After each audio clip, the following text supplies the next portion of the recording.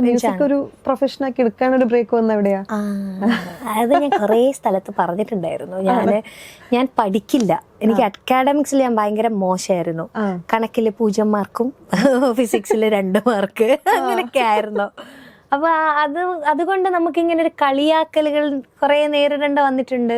വലിയ ആൾക്കാരും ചെറിയ ആൾക്കാരും ഒക്കെ ഇരുന്ന് പറയും. എന്താ പറയാ വെച്ച് കഴിഞ്ഞാൽ, ശ്വേത പാട്ട് മാത്രമേ പാടൂ, പഠിക്കൂല എന്ന് പറയും. അപ്പൊ അത് ചെറുപ്പത്തില് ഇങ്ങനെ പറയുന്ന സമയത്ത് അവര് ചിന്തിച്ചിട്ടൊന്നും ഉണ്ടാവില്ല. പക്ഷെ അതെന്നെ ഭയങ്കരമായിട്ട് ബാധിച്ചിട്ടുണ്ടായിരുന്നു. അപ്പം ഞാൻ അന്ന് വിചാരിച്ചു, ഓക്കെ മ്യൂസിക് ഞാൻ പഠിക്കില്ല, മ്യൂസിക്കിന്റെ കോഴ്സേ പ്രൊഫഷനേ ഞാൻ എടുക്കില്ല, മ്യൂസിക് കൂടെ ഉണ്ടാവും, പക്ഷെ വേറെ എന്തെങ്കിലും സബ്ജക്ട് ഞാൻ എടുത്ത് പഠിക്കുന്നു. അങ്ങനെയാണ് ഞാൻ BSc ഇലക്ട്രോണിക്സ് എടുത്തത്. ഇലക്ട്രോണിക്സ് പിന്നെ MSc കമ്പ്യൂട്ടർ സയൻസ് ആ ഒരു ഇതിലേക്കായി പോയത്. അപ്പൊ സോഫ്റ്റ്വെയർ എഞ്ചിനീയർ ആവണം എന്നൊക്കെ വിചാരിച്ച് പിന്നെ ഇന്റർവ്യൂവിന് പോകുന്നതിന് മുന്നേ എനിക്കൊരു കോളേജിൽ ജോലി കിട്ടി. അപ്പൊ അസിസ്റ്റന്റ് പ്രൊഫസർ ആയിട്ട് അവിടെ ഡിഗ്രി PG ക്ലാസ്സുകൾക്ക് ഇങ്ങനെ എടുത്തോണ്ടിരിക്കുന്ന സമയത്ത് എനിക്ക് വോയിസിന് ഭയങ്കര പ്രോബ്ലം വന്നു.